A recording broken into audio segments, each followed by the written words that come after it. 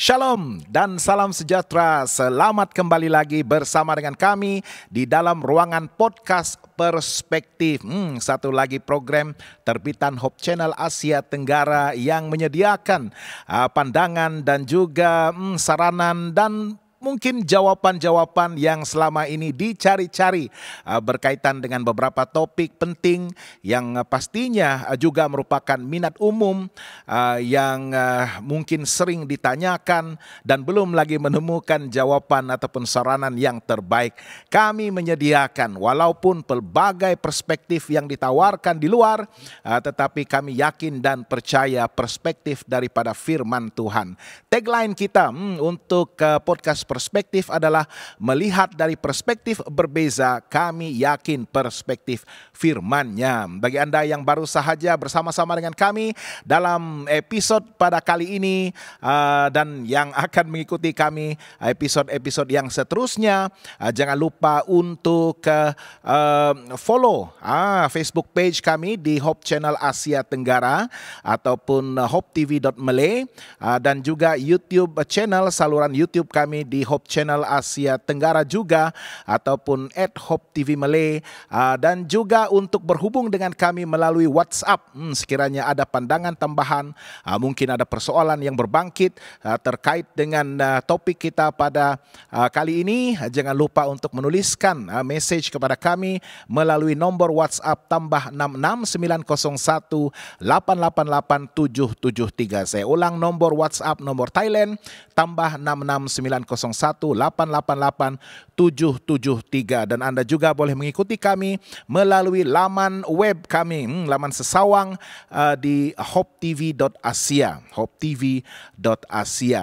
Dan jangan lupa untuk engage dalam perbincangan pada kali ini melalui sembang live kita, live chat kita, dan moderator kami akan memberikan maklum jawab, maklum balas, bukan maklum jawab.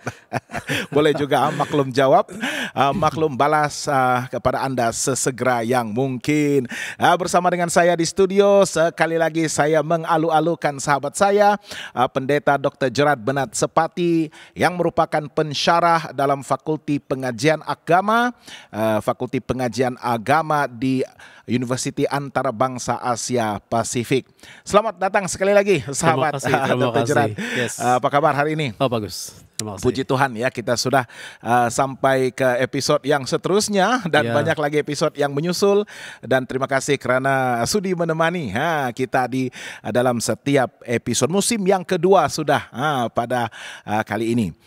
Dan sebelum kita teruskan, pada hari ini kita akan berbicara tentang banjir.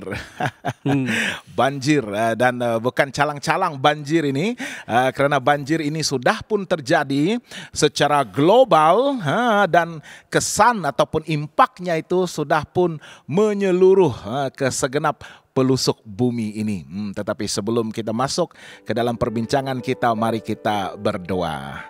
Tuhan Bapa di surga, kami sangat bersyukur Tuhan kerana pada kali ini kami sekali lagi dapat bergabung di dalam ruang digital untuk bersama-sama dengan para penonton kami berbincang tentang satu lagi topik yang begitu penting, campur tangan Tuhan di dalam kehidupan kami secara terus, secara pribadi, dan bagaimana impact satu peristiwa yang begitu signifikan dan besar satu ketika dulu telah membawa kesan yang begitu besar dan menyeluruh terhadap bumi dan segala isinya, dan juga janji akan pengharapan yang besar, yang berbahagia, yang akan menyusul dengan segera tidak lama lagi.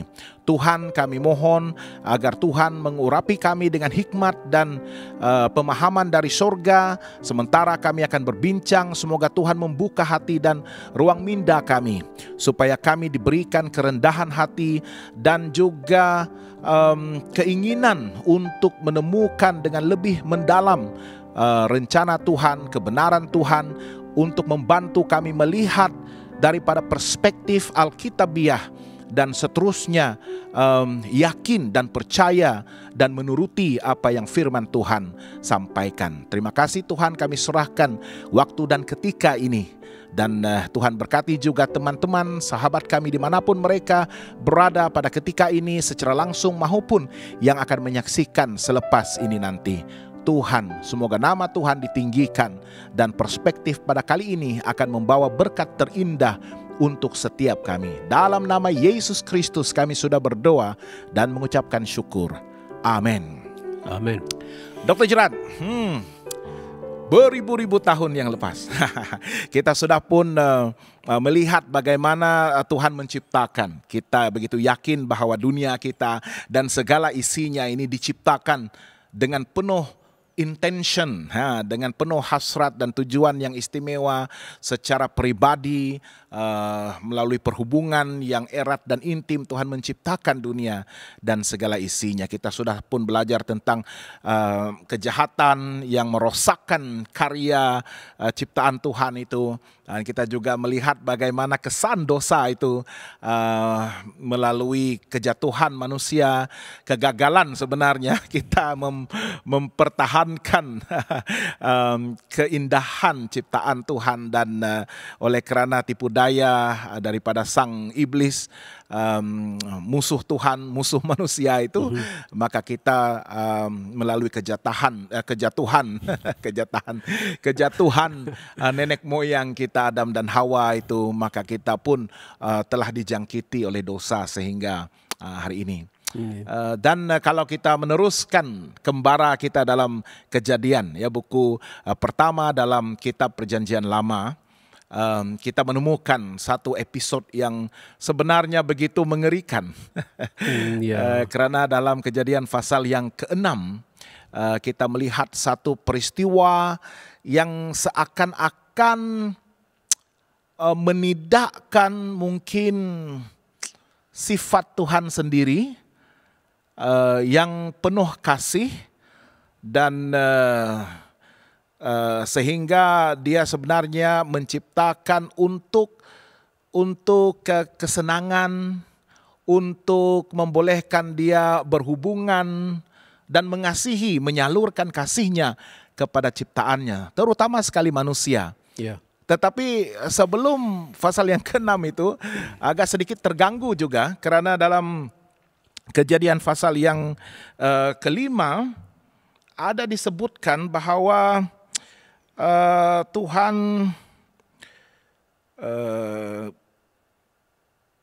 mungkin dalam ayat yang pasal yang ke-6, ya, Dr. Gerard, bahawa Tuhan melihat ayat yang ke-5, Kejadian pasal yang ke-6 ayat yang ke-5, Tuhan melihat, ketika dilihat Tuhan bahawa kejahatan manusia besar di bumi dan bahawa segala kecenderungan hatinya selalu membuahkan kejahatan semata-mata, ayat yang ke-6, maka menyesallah Tuhan bahawa dia telah menjadikan manusia di bumi dan hal itu memilukan hatinya. So, ini ada satu reversal act, tindakan yang tiba-tiba satu pusingan di sana kepada Tuhan sendiri. So kalau kita yang membaca ini secara ringkas, secara mudah, very simple minded, bagaimana kita boleh melihat perkara ini, ya, terjadi kepada Tuhan, di mana kejahatan itu telah menyebabkan Tuhan kehilangan kesabarannya sehingga dia merasa begitu menyesal. Menurut ekspresi sang penulis ini, Nabi Musa ini, bagaimana Dr. Gerard? Menarik sekali juga, ya, Pastor Brian, sebab kalau dilihat secara manusiawi, kita mungkin berpikir Tuhan bertindak seperti seorang manusia. Kita lakukan, oh ini merupakan satu kesilapan. Kemudian dia menyesal dan dia reverse ataupun dia menidakkan apa yang dia sudah lakukan. Tetapi kalau kita lihat ini dari corak pemikiran Alkitab dan Tuhan itu sendiri, kita harus hindarkan bagaimana kita melihat kepada cara manusia berpikir. tetapi kepada bagaimana Tuhan beroperasi di dalam satu alam yang lebih luas daripada dunia ini sahaja. Nah, kalau kita lihat bagaimana Tuhan melihat kepada dunia, dia melihat bahwa bumi ini bukanlah satu-satunya bahagian yang dia harus lihat dan perhatikan dan sebagainya. Bagaimanapun kita melihat bumi ini sebagai satu center, sebab disinilah pertentangan itu dibawa oleh iblis. Kita sudah melihat dalam episode sebelumnya bahwa disinilah pertentangan itu dibawa oleh iblis itu, dan Tuhan melihat kepada peperangan ini, ataupun kita melihat kepada peperangan ini di mana Tuhan terlibat di sini juga. Dan salah satu daripada kesan daripada peperangan itu, konsekuensi daripada peperangan itu adalah manusia berdosa dan menjadi jahat. Yes. Kita sudah melihat itu di dalam Kejadian 3 juga sudah ada tanda-tandanya di sana. Tetapi Kejadian 4 di sana kita melihat keadaan menjadi sangat-sangat teruk. Dia cuma memberikan beberapa cerita, 2-3 cerita di sana, tetapi cukup untuk kita melihat bahwa kejahatan itu menjadi berleluasa. Sehingga kan pembunuhan itu menjadi perkara yang biasa. Sehingga kan kejahatan itu menjadi sesuatu yang harus dibanggakan. Lamek contohnya, sangat berbangga dengan kejahatannya. Dia katakan, kalau Kain membunuh seperti ini, saya membunuh lebih lagi daripada itu. Dan dia berbangga dengan itu. Dan itu merupakan satu keberdosaan yang tidak merasa itu berdosa. Nah, kalau kita sudah melihat dalam konteks dalam luas pertentangan besar antara jahat dan Tuhan dan iblis, setan itu, maka perkataan ayat yang kelima itu mengatakan bahwa 6, menyesallah Tuhan bahwa ia telah menjadikan manusia. Itu bukanlah satu statement ataupun kenyataan yang mengatakan bahwa Tuhan melakukan kesilapan. Tidak. Sebab sudah dinyatakan dengan jelas, sudah ditekankan bahwa ciptaan Tuhan itu baik dan sangat baik. Tuhan sangat-sangat menyukai ciptaannya. Jadi itu bukan satu kesilapan.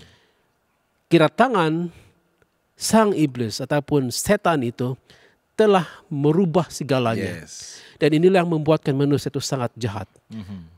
Itu sebabnya Tuhan masih juga mempunyai garis keturunan daripada perempuan itu yang memegang apa yang baik di sana. Tetapi kejahatan manusia sangat-sangat berleluasa. Sehingga kan kalau kejahatan itu tidak dibendung, maka tidak adalah harapan bumi ini diselamatkan. Sebab kalau kita lihat bagaimana, kita akan mungkin diskusikan itu nanti. Kalau kita lihat bagaimana kejahatan itu mempengaruhi Nuh dengan keluarganya yang lain juga, kita melihat bahwa wow, walaupun dia adalah seorang yang dilihat baik oleh Tuhan, tetapi kejahatan itu juga telah mempengaruhi hidup dia. Jadi sini Tuhan bukanlah menyesal karena dia melakukan kesilapan, tetapi dia lebih kepada kejahatan itu harus dibendung. Dia merasa sedih. Perkataan kesal di sini boleh juga diartikan sebagai dia sangat-sangat sedih melihat apa yang sudah berlaku kepada yang baik diciptakan itu. Dan apa yang dinyatakan dalam ayat ini, ayat yang ke-5 itu tadi, bahwa dosa itu telah pun accumulate, dia sudah pun menjadi satu norma, sesuatu yang sudah tidak lagi diendahkan. Dan itu sebabnya penekanan penulis Alkitab ini mengatakan segala kecenderungan hatinya. That means apa yang di dalam benak pikirannya adalah untuk melakukan kejahatan, dan kejahatan itu dilakukan secara menyeronokkan. It is already sesuatu yang bukan saja pride, kebanggaan, tetapi sangat berleluasa dan menyeronokkan. Dan ini telah saya rasa melihat kepada memuncaknya kejahatan itu. Saya percaya, of course, seperti yang Dr. Gerard sebutkan tadi, kemanusiaan kita melihat daripada kanta manusia yang terhad ini, kita bersetuju sebenarnya kalau kita membandingkan diri kita bahwa yes, we cannot tolerate this anymore, kan? Iya. Kalau kita mau lihat apa a reflection of it. Mungkin kita tidak dapat bayangkan kejahatan itu pada hari ini, tetapi satu cerita ataupun satu ungkapan oleh Lamek di dalam Kejadian pasal yang keempat. Ada satu dikatakan di sini ayat yang ke-20, 23 dan 24. Kalau inilah pantulan ataupun cerminan kejahatan pada waktu itu, maka kita sudah melihat bahwa mereka sudah sampai kepada point of no return. Kalau kita baca ayat yang ke-23 di sini, kata Lamek kepada kedua istrinya itu, Ada dan Zila itu nama istrinya, dengarkanlah suaraku. Hai istri-istri Lamek, pasanglah telingamu kepada perkataanku ini. Aku telah membunuh seorang laki-laki dan laki-laki kerana ia melukai aku. Membunuh seorang muda kerana ia memukul aku sampai bengkak. Itu saja, dipukul saja tetapi dia bunuh. Ayat ke-24. Sebab jika Kain harus dibalaskan 7 kali lipat, maka Lamek 77 kali lipat. Dia berbangga dengan dia kekuatan. Letakkan sasarannya untuk menandingi Kain. So kalau dilihat, itulah cerminan waktu itu.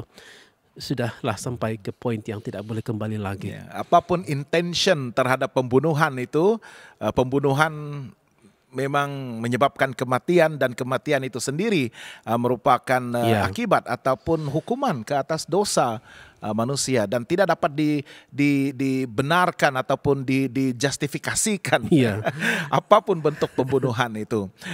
So inilah yang menyedihkan. Dan saya sangat suka kalau kita melihat perkataan maka menyesallah Tuhan itu dalam kasih Tuhan sendiri, dalam belas kasihannya, dia begitu sedih melihat ciptaannya itu sudah pun mencapai satu tahap di mana yang ungkapan tadi point of no return satu tahap di mana mereka tidak mustahil untuk sangat mustahil untuk berbalik ataupun bertobat. Dan of course ayat yang ke-7 Dr. Gerard, maka berfirmanlah Tuhan, aku akan menghapuskan manusia yang telah kuciptakan itu dari muka bumi, baik manusia maupun haiwan dan binatang-binatang melata dan burung-burung di udara, sebab aku menyesal bahwa aku telah menjadikan mereka. So sekali lagi perkataan menyesal ini harus dilihat melalui kanta yang lebih luas, memahami bahwa Tuhan dan kasih-Nya tidak dapat dipisahkan. Dan satu lagi atribut Tuhan yang harus kita faham adalah keadilannya.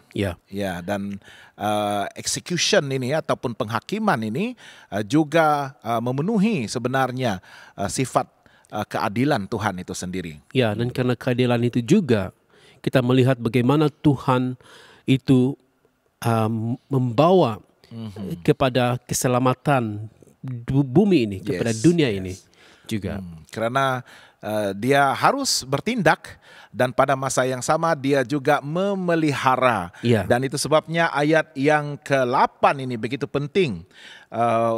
Of course dia sudah sebutkan bagaimana kecenderungan hati manusia adalah dosa, kejahatan, pembunuhan, perzinahan dan sebagainya.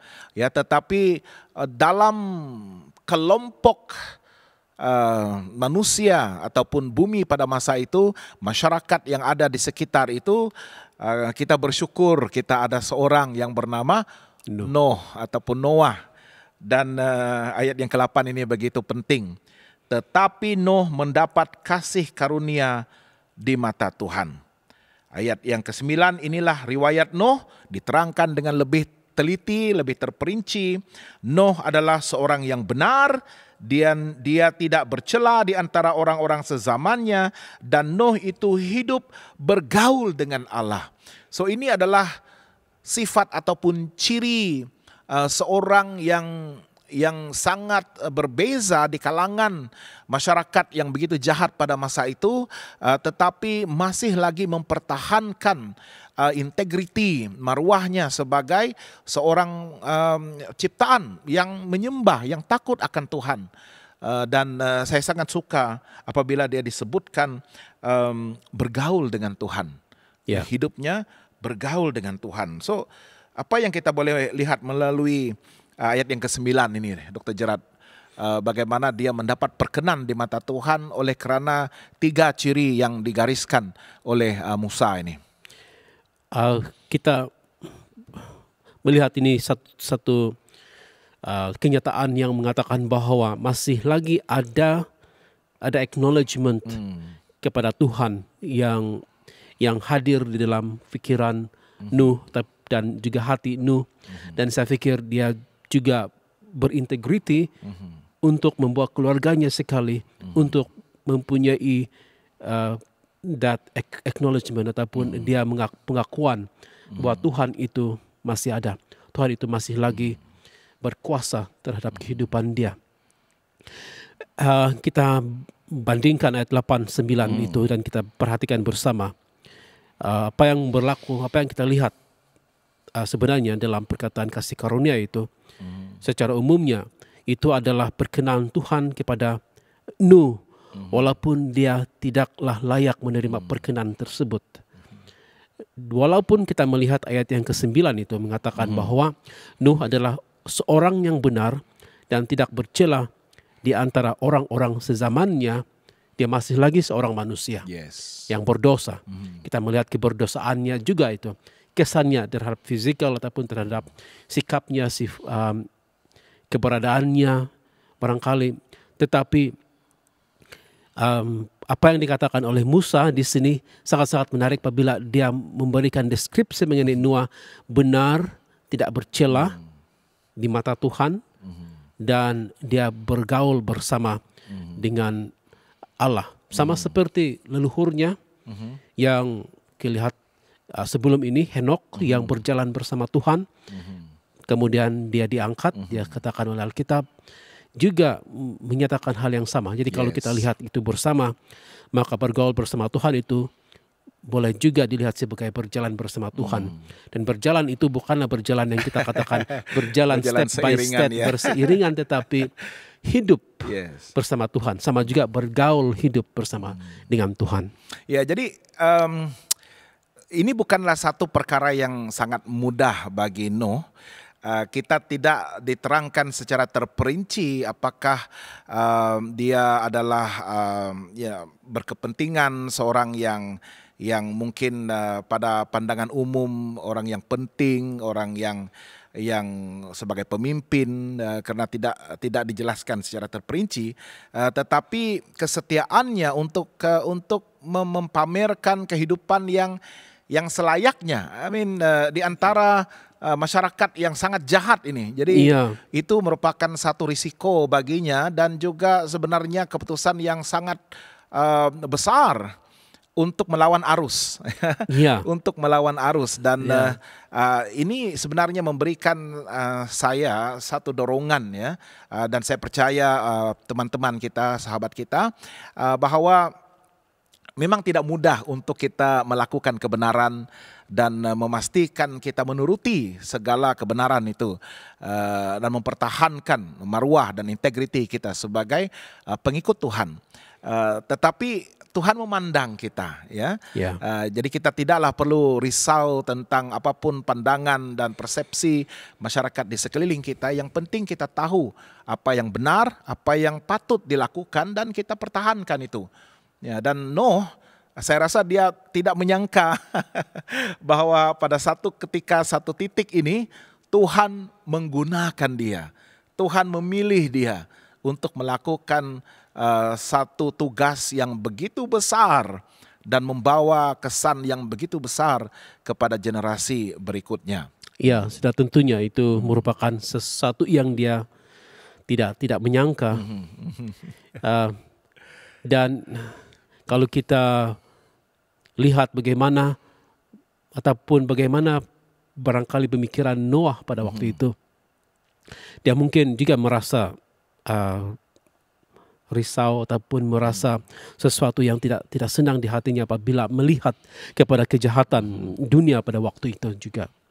Dan menarik sekali juga kalau kita lihat kepada fakta, bila kita melihat kepada umur mereka, daripada Kejadian 5 itu, Nuh bukan salah satu-satunya ketika kejahatan itu berlaku, bukan satu-satunya yang hidup baik di hadapan Tuhan. datuknya juga Matusela, kan Matusela itu hidup Yes, panjang, juga masih hidup sebenarnya pada waktu itu. Oke, jadi wah menarik sekali ya. Kalau kita lihat silsilah Nuh sendiri, memang sudah pun disebut leluhurnya dengan garis silsilahnya. Tetapi akhirnya juga ya Tuhan mengambil satu tindakan yang berat dan besar ini. Iya, Tuhan harus. Dan apa yang digunakan Tuhan untuk memenuhi tuntutan keadilan itu, menghapuskan dosa dan kejahatan secara menyeluruh pada waktu itu, atas tindakan yang penuh hikmat dan belas kasihan, kasih karunia, supaya dapat dipelihara generasi berikutnya dan menyelamatkan bumi secara total. Dia menggunakan bah ataupun banjir. Dan ini yang sebenarnya menjadi satu keraguan ya, Dr. Gerard. Karena peristiwa ini, walaupun sebagai orang Kristen kita percaya ya apa yang firman Tuhan narrate atau penyatakan, sampaikan. Tetapi sangat sukar untuk meyakinkan orang di luar bahwa yes, banjir ataupun bah global ini benar-benar terjadi dan dia bersifat menyeluruh.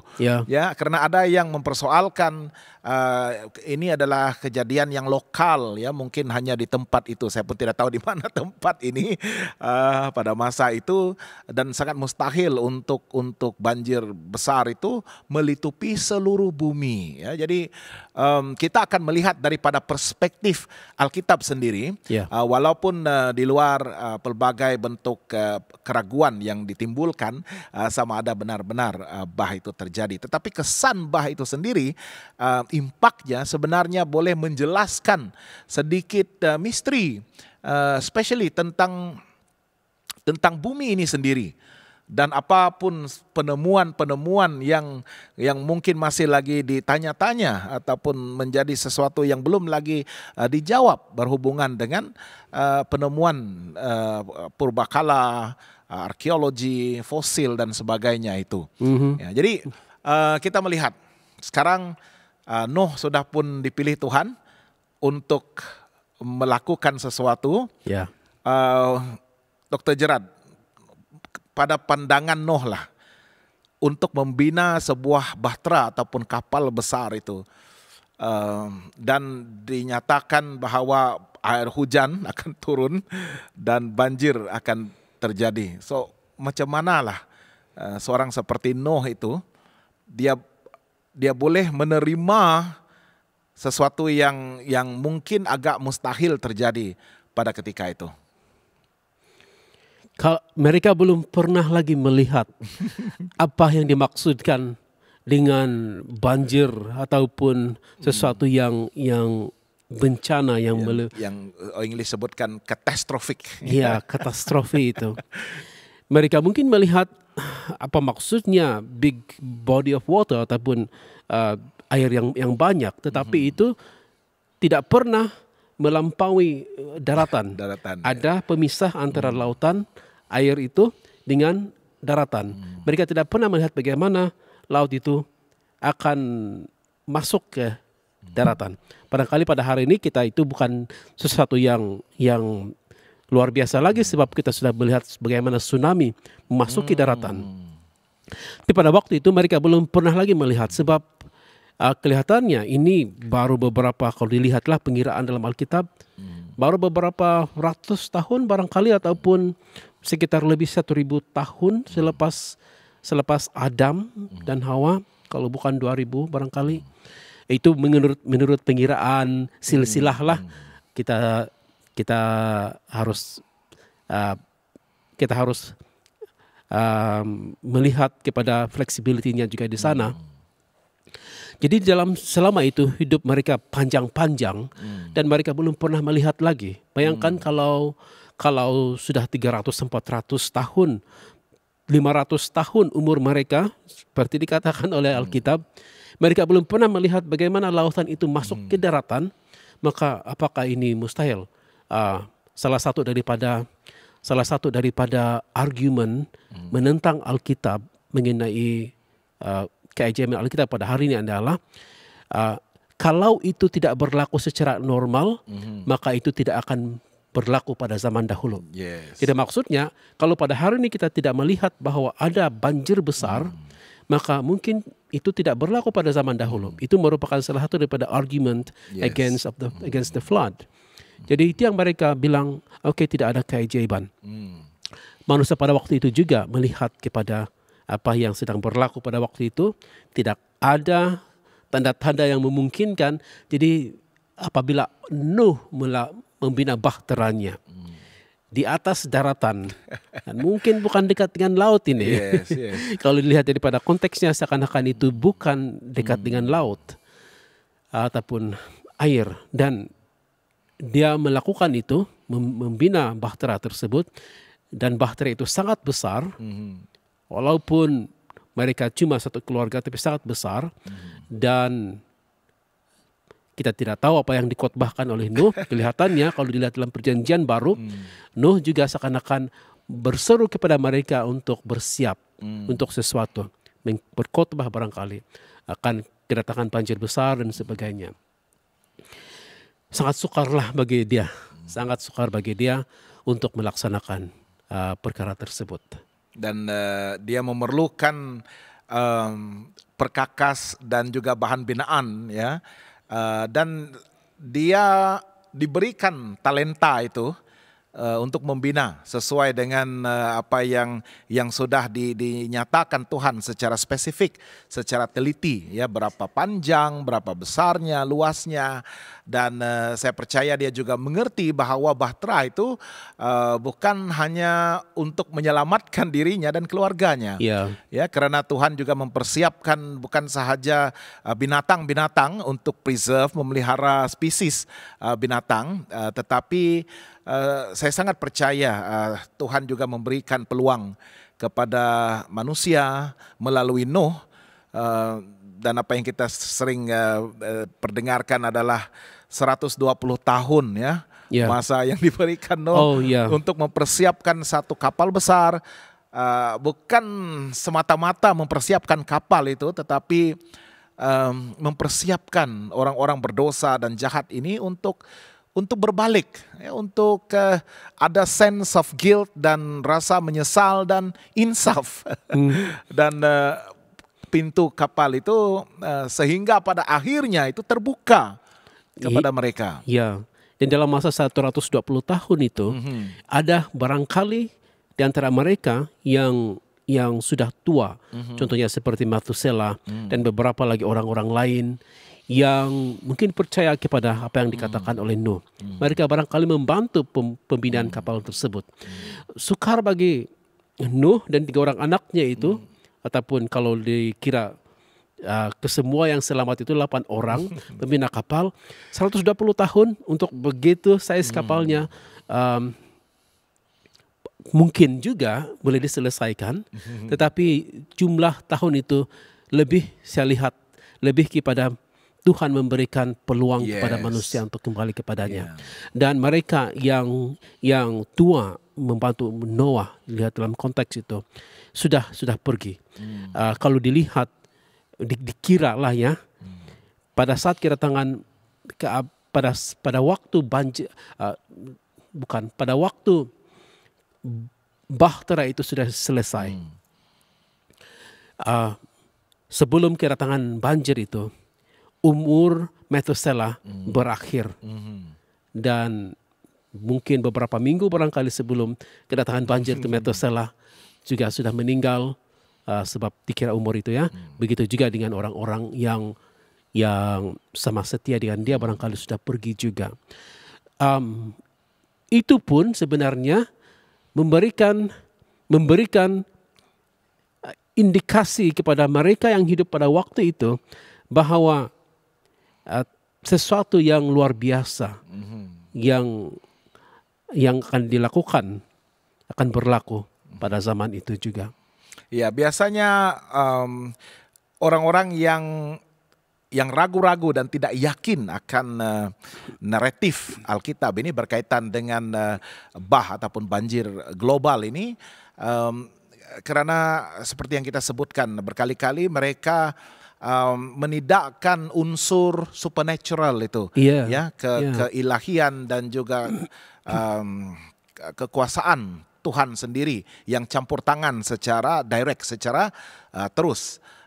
Dan itu sebabnya sangat sukar untuk menerima naratif sebegini. Tetapi kalau kita lihat ya, tadi kita sebutkan Noah dan keluarganya, keluarga induknya itu, mereka sangat sedikit untuk membina satu kapal bahtera yang begitu besar yang memerlukan pertolongan daripada orang banyak. Dan saya percaya seperti yang disebutkan tadi, antara orang-orang yang mungkin percaya tetapi malangnya tidak berkesempatan untuk mengalami keselamatan itu melalui bahtera itu.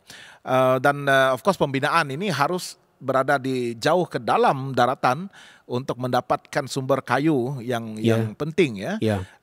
Kalau di pantai mungkin pokok kelapa saja. Tetapi ya kita percaya dia lebih kepada daratan dan memerlukan tempat yang agak tinggi, karena kalau air itu sudah meninggi barulah bahtera itu dapat dilepaskan ya daripada puncaknya itu. So berbalik kepada keraguan ya, hujan, of course sekarang kita dapat melihat bagaimana impak gempa bumi contohnya ya. Kalau kita lihat gempa yang menghasilkan tsunami yang kemampuannya boleh menenggelamkan bahkan daratan ataupun bahkan bukit bukau yang hampir kepada lautan itu. Dan kalau kita lihat bukan hujan sahaja yang Tuhan gunakan untuk membasahi dan menyebabkan berlakunya banjir besar itu. Karena firman Tuhan juga menyatakan bahwa mata air di permukaan bumi itu terbelah. Ya, maksudnya air bukan saja datang dari atas, tetapi air juga memancut dari bawah. So ini membawa saya kepada satu tafsiran bahwa peristiwa ini jangan dianggap main-main ya. Karena Tuhan menggunakan segala kuasanya melalui sumber alam itu, hujan dan goncangan bumi dan mata air yang Tuhan ciptakan ya, dan itu yang menyebabkan selama berapa tahun itu hari 40 hari boleh mampu menenggelamkan seluruh bumi. Ya, jadi bagaimana kita lihat, saya rasa pada masa itu sebenarnya sudah ada mungkin penyesalan pada saat akhir. Saya pikir mereka yang melihat situasi pada waktu itu sangat-sangat menyesal. Tidak dinyatakan secara langsung di sini, tetapi kita boleh bayangkan secara logikal. Kalau benda yang kita momokkan ataupun kita olok-olok benar-benar berlaku di hadapan kita, dan kita bukan sebahagian daripada mereka yang berada dalam menikmati faedah ataupun benefits itu, kita merasa alangkah baiknya kalau saya berada bersama-sama dengan mereka, dan ada penyesalannya di sana. Itu saya pikir juga yang dirasai oleh mereka yang tidak berada pada waktu itu. Mereka tidak bersama-sama dengan Noah. Diberikan kesempatan selama 120 tahun dan akhirnya mereka menolak, mereka berada di luar. Sangat-sangat saya tidak dapat bayangkan ya Pastor Brian, seperti yang dikatakan ayat yang kamu sebut, perkataan ataupun idea yang kamu sebut tadi mengenai samudra, ayat yang ke-11 chapter 7. Dia katakan pada hari itulah terbelah segala mata air samudra raya yang dahsyat, dan terbukalah tingkap-tingkap di langit, dan turunlah hujan lebat meliputi bumi 40 hari. Itu cukup untuk menenggelamkan. Bayangkan, kita melihat pada hari ini air di daratan, di luar yang boleh dilihat, sudah melitupi bumi sebanyak 70% barangkali. Yes. Selain daripada itu, kita ada juga air yang dipanggil air bawah tanah. Banyak orang yang menggunakan ini pada hari ini. Bayangkan kalau digabungkan ke semuanya. Dan itulah yang berlaku di sini. Dia terbelah dan air di bawah tanah itu keluar dan hujan berhari-hari. Tidak apa ya sebut berhari-hari lah ya, kalau kita lihat banjir kilat beberapa jam sahaja pun beberapa tempat sudah pun diliputi air. Ya, so perkara ini sebenarnya tidak mustahil ya kalau dia melibatkan bukan sahaja hujan dari atas tetapi juga daripada bawah tanah. Dan muka bumi kita sudah pun diliputi air sebenarnya. Dan sebenarnya dalam Kejadian pasal yang ke-7 ini bukan saja ayat 11, 12 itu, tetapi masih lagi diulang-ulang dalam beberapa ayat yang seterusnya. Contohnya ayat yang ke-19. Air itu sangat hebatnya bertambah-tambah meliputi bumi dan ditutupinya lah segala gunung tinggi di seluruh kolong langit.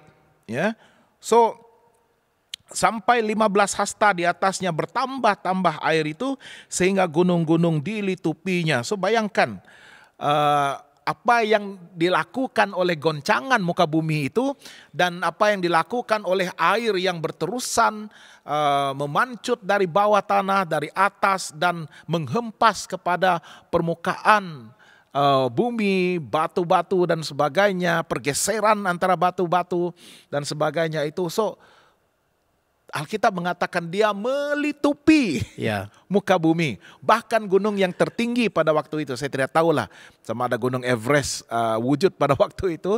Tetapi saya percaya pergeseran muka bumi itu sendiri membawa kesan kepada muka bumi kita pada masa kini. Ya, kalau kita lihat bagaimana tsunami ataupun banjir besar di lokal pada hari ini. Banjir itu akan surut walaupun mungkin mengambil masa beberapa hari sebahagiannya. Tetapi kita mengetahui bahwa ada laluan dan juga ada tempat air itu mengalir keluar ke laut. Ada tempatnya di sana. Jadi apapun yang berlaku mereka akan kembali ke tempat asal di mana mereka itu berkumpul banjir ataupun air tersebut. Tetapi kalau air itu sudah ada di sana dan ada lagi di daratan. Jadi pergi kemana lagi air tersebut kalau bukan menutupi kesemuanya. Ya, dan of course signal itu sudah pun Tuhan berikan awal keajaiban di mana binatang-binatang itu telah pun berkumpul dan memasuki bahtera itu tanpa perlu ada semboyan untuk memanggil mereka datang secara teratur. Memasuki bahtera itu sepasang kecuali yang halal ataupun yang bersih itu 7 pasang, that means 14 ekor ya. Dan yang lain itu 1 pasang. Memasuki bahtera itu, tetapi masih lagi belum dapat meyakinkan orang banyak pada masa itu. Dan itu sebenarnya sangat menyedihkan. Pada saat akhir pun mereka belum dapat membuat keputusan. Bahkan waktu hujan sudah mulai turun itu pun the first week they could have they could have done something untuk tetapi seperti yang kita sebutkan pride, kesombongan, keangkuhan mereka dan mereka sudah pun mengejek-ngejek, mereka sudah pun memperolok-olokkan usaha Nuh dan keluarganya, dan itu saya percaya mendorong mereka untuk orang kata stiff neck keras kepala dan tidak mau mengubah pikiran mereka. Dan ada satu lagi fakta yang saya pikir menarik di sini. Nama Methuselah itu sendiri juga memberikan seperti ada satu prophetic message di dalam nama Methuselah itu dan beratus-ratus tahun. Dan saya pikir tidak heran kenapa Methuselah itu diperpanjangkan umurnya sebab memberikan amaran kepada manusia. Maksud Methuselah itu basically adalah dengan kematiannya akan ada malapetaka ataupun malapetaka datang dengan kematian pada kematiannya. Dan kematian dia itu datang beberapa minggu barangkali, tapi mungkin 1 minggu, 2 minggu sebelum banjir besar, dan sudah ada tanda bahtera, sudah ada dikutbahkan oleh Noah, dan sekarang ini Metusela itu sudah meninggal, dan itu sangat-sangat profetik sebenarnya. Apakah mereka tidak menyadarinya, tidak mau mendengarnya? Seperti apa yang Pastor katakan, itu telah membutakan, telah memberikan mereka satu terlalu lama. Kenapa tidak ada air? Kenapa tidak ada ini, tidak ada itu, dan sebagainya. Itu telah melalaikan mereka barangkali. Yes. Pride juga salah satunya barangkali. Dan of course kita sudah hampir sampai ke penghujung program podcast kita pada kali ini. Tetapi apa yang saya setuju, saya rasa Dr. Gerard pun bersetuju dan teman-teman kita pun bersetuju, bahwa bah ini memang terjadi secara global seperti yang telah pun disampaikan oleh firman Tuhan, dan kesannya itu kita boleh lihat sehingga ke hari ini. Dan saya sangat percaya apa yang ditemukan oleh pakar-pakar arkeologi, fosil, sejarah, pengkaji batu-batuan dan sebagainya itu, kalau mereka dapat extend, ya, mereka punya keterbukaan itu untuk melihat naratif Alkitab dan kebenaran global flood ini, saya rasa mereka akan dapat sekurang-kurangnya boleh menerangkan ataupun menjawab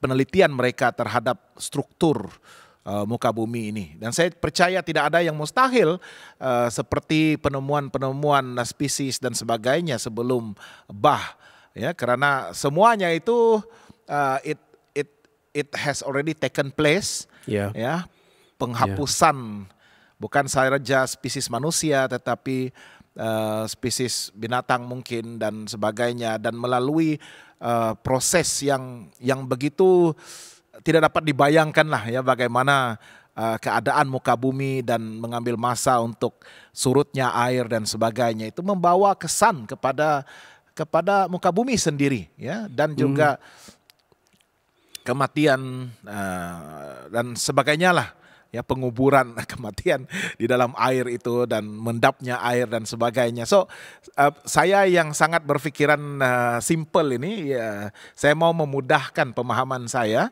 dan saya yakin dan percaya segala penemuan arkeologi dan juga pengkaji batu-batuan dan fosil sini boleh sebenarnya dijawab dengan mudah kalau ada keterbukaan untuk menerima sedikit naratif daripada Alkitab ini. Dan Yesus sebenarnya mengiyakan ataupun bersetuju dengan apa yang telah terjadi pada zaman Nuh. Dan saya ingin bacakan dalam buku Matius pasal yang ke-24, dan ini merupakan tanda-tanda yang Yesus sendiri sampaikan untuk memberikan amaran kepada kita berjaga-jaga, bersiap, karena dia akan datang dengan segera. Dan antara tanda-tanda yang disebutkan dalam Matius pasal yang ke-24 ayat yang ke-27, sebab sebagaimana halnya pada zaman Nuh, demikian pula halnya kelak pada kedatangan Anak Manusia. 38, sebab sebagaimana mereka pada zaman sebelum air bah itu makan dan minum, kawin dan mengawinkan sampai kepada hari Nuh masuk ke dalam bahtera. 39, dan mereka tidak tahu akan sesuatu sebelum air bah itu datang dan melenyapkan mereka semua. Demikian pula lah halnya kelak pada kedatangan Anak Manusia. So itu sudah pun disampaikan generasi demi generasi, dan kalau Yesus pun sudah menggunakan naratif ini untuk menggambarkan keadaan manusia sebelum bah itu, ini cukup memberikan saya satu amaran yang begitu tegas. Jangan ulang apa yang dilakukan oleh orang-orang pada zaman Nuh, dan bersiap, ya, memastikan kita berada dalam bahtera itu. Ya, betul. Dan penulis-penulis Alkitab yang lain, ya, nabi-nabi yang lain, bahkan Rasul selepas Yesus juga ada menyebutkan bahwa tidak lagi, of course, yes, Tuhan sudah berbicara, memastikan, ya, to assure them, menjamin bahwa dunia tidak akan lagi dimusnahkan oleh air bah. Ya, tidak lagi dengan air bah. Dan itu ada satu janji yang Tuhan berikan melalui pelangi itu. Jadi kami galakkan Anda untuk membaca apa yang seterusnya selepas air bah itu dalam Kejadian 6, 7, 8 dan seterusnya. Tetapi apa yang disebutkan oleh firman Tuhan dalam Perjanjian Baru adalah Tuhan akan juga execute penghakiman terakhir ini pada zaman akhir ini bukan dengan air bah tetapi melalui api. Ya. So itu adalah akan terjadi. Ya, so kalau kita lihat pada zaman Noah ini Tuhan membersihkan bumi ini dengan air. Tapi pada zaman akhir, pada zaman kita di hadapan ini, Tuhan akan membersihkan bumi ini dengan api. Tetapi yang menariknya ya Pastor, selepas Tuhan membersihkan bumi ini dengan air pada waktu itu, Tuhan seakan-akan memberikan isyarat ada penciptaan semulanya di sana. Sebab kalau kita lihat bagaimana bumi ini dipenuhi lagi dan tumbuh-tumbuhan itu ditumbuhi. Bumi ini ditumbuhi, ada tumbuh-tumbuhan dan sebagainya. Ada persamanya dengan penciptaan. Demikian juga selepas penyucian bumi ini oleh api nanti, Tuhan akan menciptakan langit baru dan bumi yang baru. Itu adalah berita baik. Saya sudah jumpa ayat yang disebutkan tadi dalam 2 Petrus sebenarnya pasal yang ketiga ayat 6 dan 7. Dan of course oleh kerana rujukan kepada peristiwa banjir global itu, saya percaya ya benar-benar satu yang telah dipercayai bahkan Yesus dan juga Rasul penulis Alkitab yang lain. Ayat ini mengatakan, dan bahwa oleh air itu bumi yang dahulu telah binasa dimusnahkan oleh air bah, tetapi oleh firman itu juga langit dan bumi yang sekarang terpelihara dari api dan disimpan untuk hari penghakiman dan kebinasaan orang-orang fasik. Ya. Wih, mengerikan, pendeta. Ya, dan mereka melihat itu apa yang berlaku, banjir itu sendiri sebagai historical record. Dia bukan sesuatu yang mitos dan sebagainya. Orang yang tidak percaya itu barangkali melihat itu sebagai satu cerita teladan contohnya barangkali, tetapi tidak. Yesus, Petrus, at least both of them, saya pikir Paulus juga ada menyentuh sedikit ya di sana. Mereka kedua-duanya melihat bahwa cerita Noah itu ada sebagai historical record yang betul. Dia bukan sesuatu mitos, hanya sebagai teladan, tetapi secara rekodnya, daripada sejarah itu kita harus mengambil satu spiritual lesson di sana. Memang menakutkan, tetapi saya pikir itulah juga tujuannya itu. Lebih baik dia menakutkan kita sekarang untuk membolehkan kita membuat keputusan yang penting ini. Ya, jangan sampai peristiwa itu terjadi, sudah terjadi beberapa ribu tahun yang lepas, dan pastinya apa yang Alkitab sebutkan akan terjadi pada hari penghakiman itu nanti ya. So saya percaya ini juga merupakan satu kasih karunia Tuhan yang dikembangkan atau dipanjangkan kepada kita. Amen. Sehingga pada hari ini untuk membuat keputusan yang tepat itu. Jadi apapun perspektif Anda tentang apa saja persoalan berkaitan dengan penemuan arkeologi, fosil, bentuk muka bumi, apa saja berkaitan dengan isi alam dan sebagainya itu, percayalah ya, naratif banjir global ini ada kesan atau impaknya kepada bumi kita sekarang. Apa yang kita perlu pelajari adalah gunakan masa dan ketika yang ada ini untuk tidak mengulang perkara yang sama, kembali kepada Tuhan dan alamilah keselamatan yang telah pun dijamin oleh Tuhan Yesus sendiri. Dr. Gerard, boleh berdoa. Mari kita berdoa.